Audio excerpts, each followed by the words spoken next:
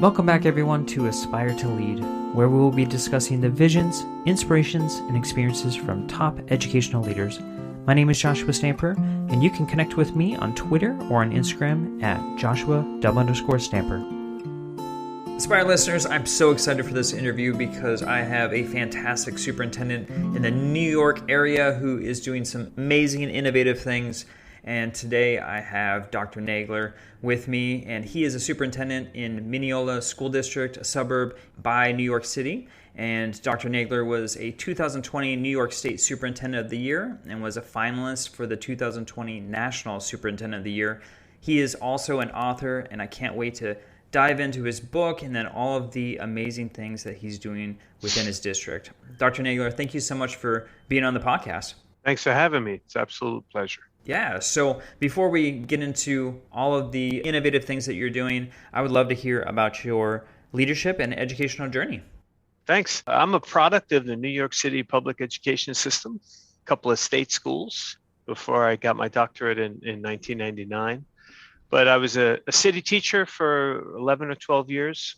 I became the assistant principal in the same building I taught, which I don't recommend for anyone. You find out a lot of interesting things once you get a title. Yeah. And then I came to Mineola as an assistant principal. I made a lateral move in 1999 and really found a home here. Became a high school principal, deputy, and I just completed my 13th year as superintendent. Wow. Very grateful and humbled to be part of this community. And they let me do a lot of cool stuff, which is cool too.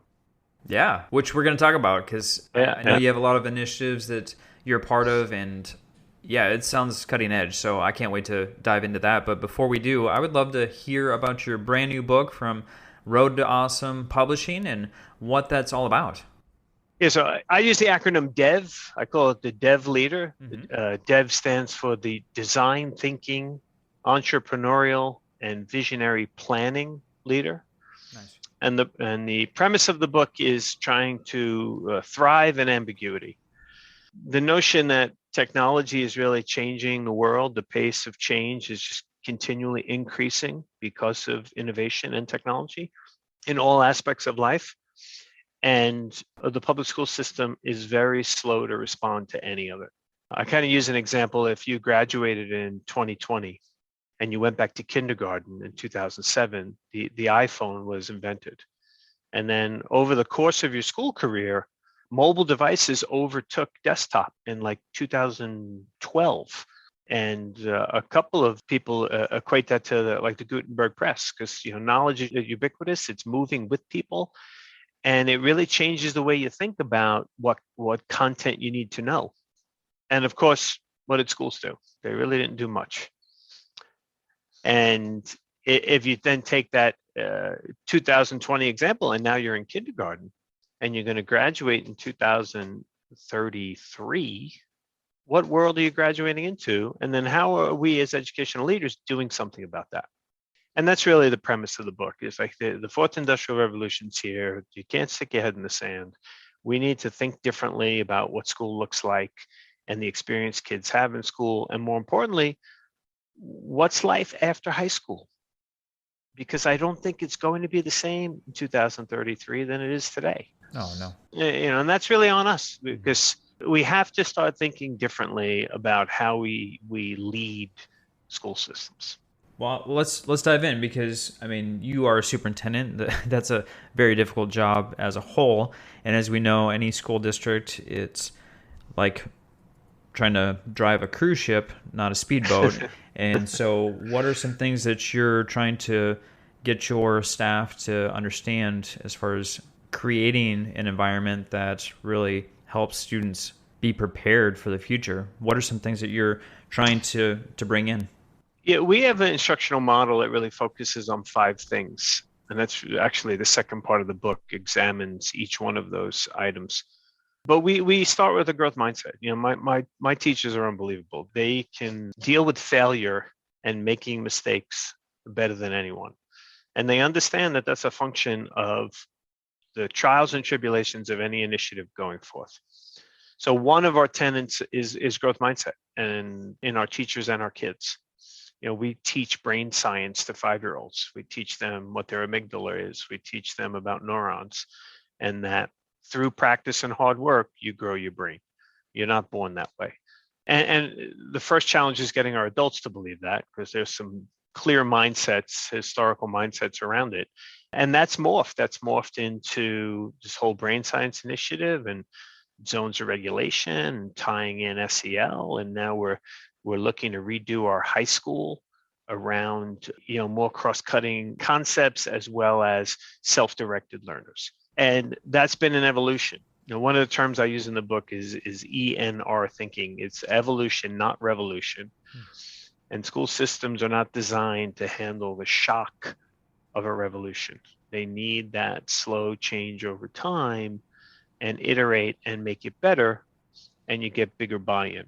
We do a lot of things like that. We'll start something and anticipate some failures, anticipate obstacles.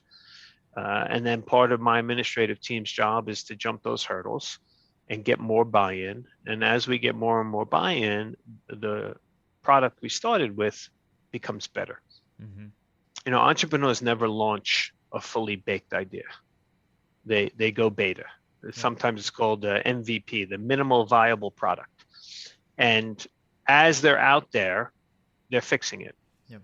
And the more people react to how bad it is, the faster they never download a new iOS because it's going to be buggy. So, but schools, we don't do that. We don't like to launch anything that's not what we think is fully baked. And there's no such thing, because every time you implement something with a different group of kids, you get a different result. Yep. That's the leadership that I've brought with a whole bunch of great people helping me. I don't take credit at all for it. I joke that I'm the idea man and everybody else makes it happen. Our ability now to just roll with the punches, like the pandemic really didn't throw us. We've been doing one-to-one for 10 years. We've had a digital ecosystem for 10 years. We had to learn how to do WebEx. It took us a day, and we were up and running. And my people didn't really miss a beat. And that's a lot of practice over the years, because we're nimble. We pivot well, and I'd say 95% of my staff just, okay, we got it. So that's part of the culture now that you've set up within your district. Yep. How long do you feel like that took for you to be in a space where you can bring in some new ideas and that growth mindset is now embedded into the culture of your district? Years. When I first started, my first job was to close 2 buildings. And we made a promise to the community that if we closed the buildings and reconfigured our grades, we'd reinvest the money we saved. And the first investment we made was iPads and a one-to-one initiative. Mm-hmm. And we consistently reinvest and push the envelope of what school's supposed to be. So it takes a while, but you need it. The culture has to be parents, it has to be teachers and kids. Yep. Because some of the things we do here are very atypical. We don't have report cards in pre-K to grade 4. Mm-hmm. So that doesn't happen overnight. You just can't, wave your hand and say, we're going to do that tomorrow. That was evolved over time, but there was a value in the initiative that people saw, so it was accepted. I think that's really one of the big things that leaders miss, is that culture takes time to build, and it has to be consistent with input from your stakeholders. Leaders can't do anything without teachers. You can talk a lot, but if you don't have teachers and principals and everyone understand what the vision and the mission is, it's not going to happen. And there's a lot of give and take with that. I want to go back, Dr. Nagler, because you said something that piqued my interest. You said the badge books instead of report cards for pre-K through grade 4. So for those who are listening that don't understand or know that concept, I know I'm one of them. I would love to learn a little bit about that initiative and where that idea came from. Yeah, absolutely. So before I forget, all of the things I talk about are free on my website, awesome. The school website, the Mineola website. So you Google Mineola badge books and you'll get them all for free. Use them, have fun. Drop me a line, tell me what you think. I visited a school through the League of Innovative Schools in Pittsburgh called Elizabeth Forward. It's a rural, small community outside of Pittsburgh, and they were doing these pre-K badges. So I love the idea, and they're digital. So it fit in line with my whole technology first kind of leadership. I brought it back, and we had all sorts of problems. I don't want to say it failed miserably, but it did not do as well as I thought it would. Sure. And we came to a point where the technology was the problem. So we pivoted and said, forget the technology. And everyone's paused and said, did I just hear what you said? I said, yeah, forget the technology. It's got to be more age appropriate. Let's do badge books. Let's do a sticker book. Mm-hmm. That's what 5-year-olds do. Yeah. And can we make it where every standard is kind of a badge? So we made this book, and in the back half of the book were QR codes for parents. So explanation of the badge, and we gave them QR codes for activities that they could help their kids when they're working with them. Nice. And it's evolved. But next year we're actually ripping the book apart to send home a parent companion, and that goes home, and the other half stays with the kids. Mm-hmm. And over time, we introduced neuron badges, so when kids didn't earn a badge, because there's no in between. You earn it or you don't. You met the criteria or you don't. But if you don't meet the criteria, we give you neuron stickers, and you keep working at it. You're growing those neurons, and you're going to keep getting it. You keep working towards that badge. As it went through the grades, this year, it was the first year it hit 3rd grade. And for a variety of reasons, we've hit a couple of stumbling blocks. We tried to go digital, and it didn't really work. So we pivoted again. We brought in a new LMS that actually will do competency-based work in 3rd grade. Because badges, after all, is basically competency-based. Yeah. So the iteration of the original badge book will look nothing like the new 3rd grade, but it's the same initiative. It's the same concept. It flows, and it will continue to flow as it hits the middle school. So we have found that a lot of our parents still want to compare their kids to every other kid. And we keep redirecting them that you should be comparing your child to where they are in the curriculum. That's an ongoing battle. Mm-hmm. Parents can't let go of, I got to know my kid compared to everybody else. Yeah. But it's a slow process. It's a slow process, but it's worthwhile, because it really hones in on the individual learner. You talk about personalization. This is it. Yeah. So do you foresee that potentially going beyond 4th grade? I mean, I know certain districts are talking about like gradeless K through 12 at some point, but I don't know what your belief system or what your vision for your district is moving forward. Yeah, so we're going to squeeze the middle. We're actually launching an experimental high school next year. We're getting rid of the periods. We're putting all the subjects in the cloud. It's all competency based. And we're gonna shift to more like college, believe it or not. We're gonna have office hours. We're gonna have kids who are all self-directed. They could tackle the courses how they want. They still have to do required courses to graduate, but if they finish those, they can do passion projects, and then we'll hook them up with mentors to work on whatever their passion project is. Mm-hmm. And we have a full SEL component. We have a social worker on. So we're going to do PBL during the day that'll attach to different subjects, but we're calling it synergy. Nice. So my expectation next year, it's a hand-picked kids, and most of them have difficulty in school for some reason or another. Not really content, life, more life issues. And September 23, I plan to open it. Whoever wants it can do it. And I think that'll be the progression of, you could still do a traditional high school if you want. And I think, I hate to be generalist about it, but I'm sure most of my high flyers are going to stay with the traditional model because it's what they know. Sure. And more kids that, don't want to get in that rat race of studying every night and doing your homework and making sure your grades are they'll go to synergy. Did you see a model somewhere else that you kind of adopted, or is this something that your district really just said, hey, we see this need and we're going to build something to fit what we see within our district? I live with a sophomore that hates school. Gotcha. Loves to learn. Yeah. Very bright kid. He recently won an international science competition, but he wants to do what his passion is. He sees no value in global history. Yeah. or writing an essay. It's not what he wants to do. So the whole concept of synergy really came out of my conversations with my own son, trying to change the structure of high school. I think that would be my tagline for it. It's changing the structure of high school. I wish that was an option for me growing up. I think I would have jumped on that experience myself.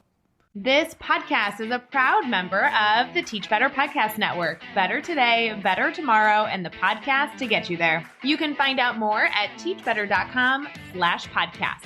Now let's get back to the episode.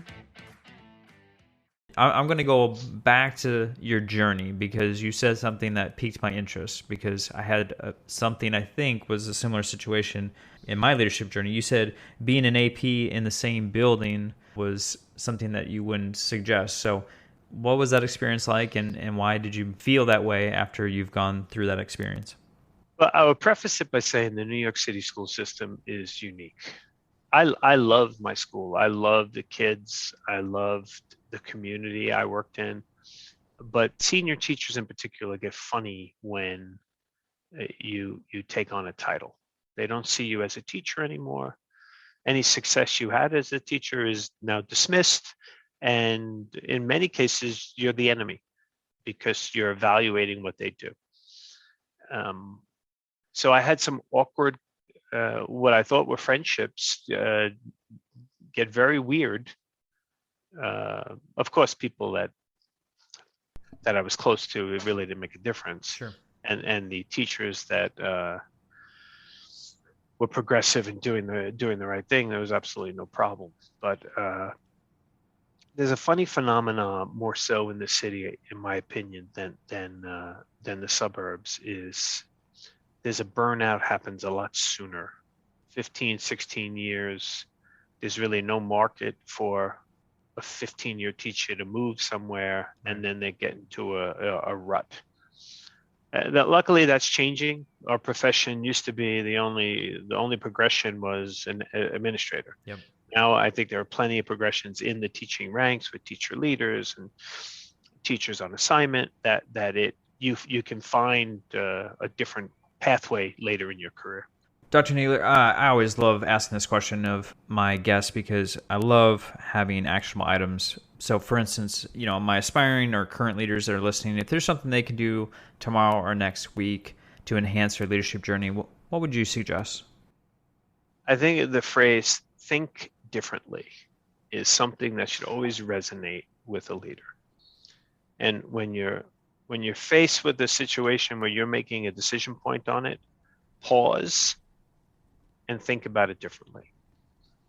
Because we tend to do what we always have done, and there has to be a point in time where we say, hey, maybe there's a different way we can do this and yield a better result.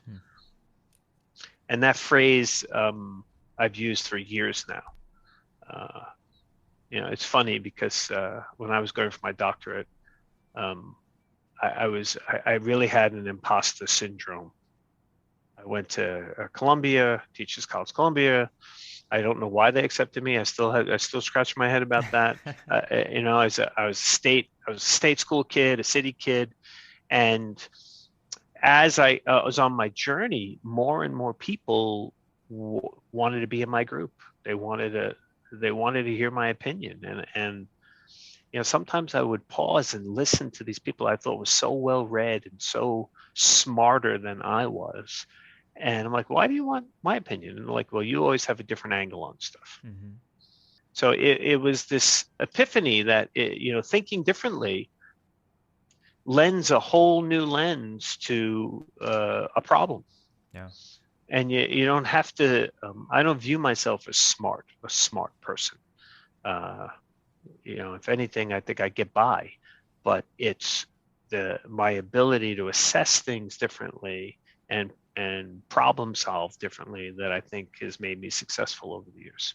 Well, and if someone's listening right now and they're inspired by your journey and all the things that you're doing in your district, and they want to become a superintendent, was there some experience that you went through that really helped you to become the person that you are today in that role?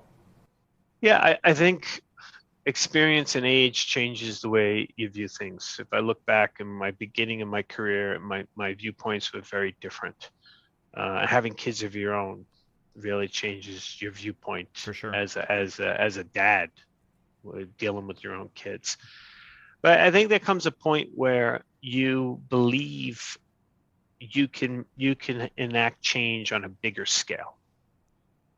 When you go from an AP to a principal to central office, there has to be a belief in you that you could be bigger and better in what you're doing.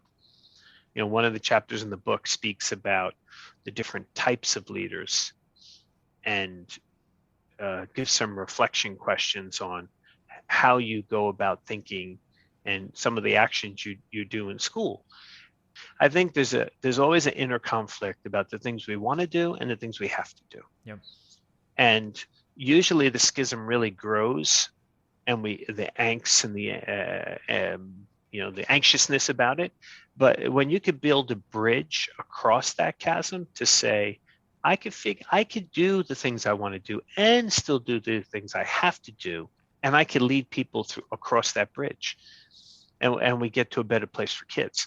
So I think that's really something to remember. Give that imagery in your head about, there are going to be times where you really got to just suck it up and do it.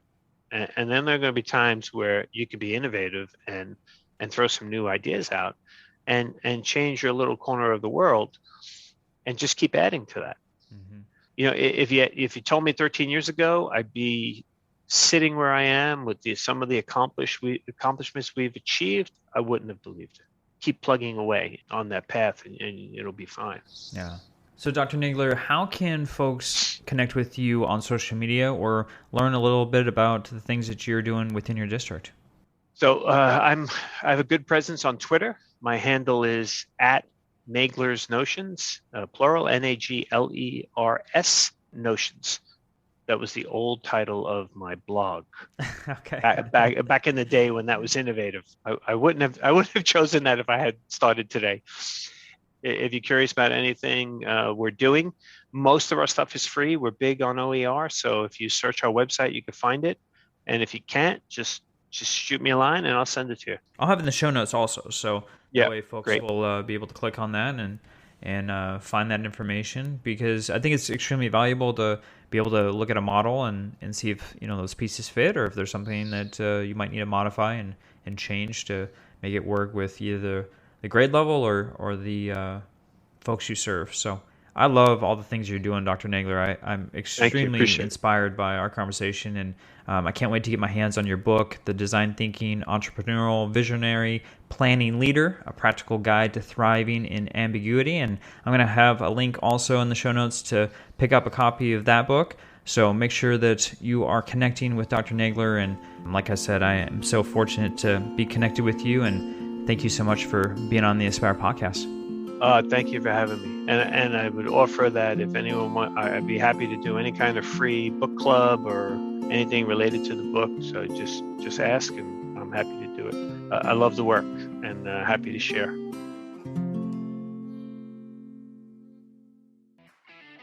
Are you excited that in-person conferences are back? I know I am. In fact, I'm excited to announce that I'll be at the 2022 Teach Better Conference this October 14th and 15th in Akron, Ohio. I'll be recording episodes live in Podcast Row, attending sessions, speaking, and connecting with a whole bunch of amazing educators. It would be awesome if you could join us. Head over to teachbetterconference.com/register and use the code ASPIRE2022 to save $50 off your 2-day registration. I hope to see you in October.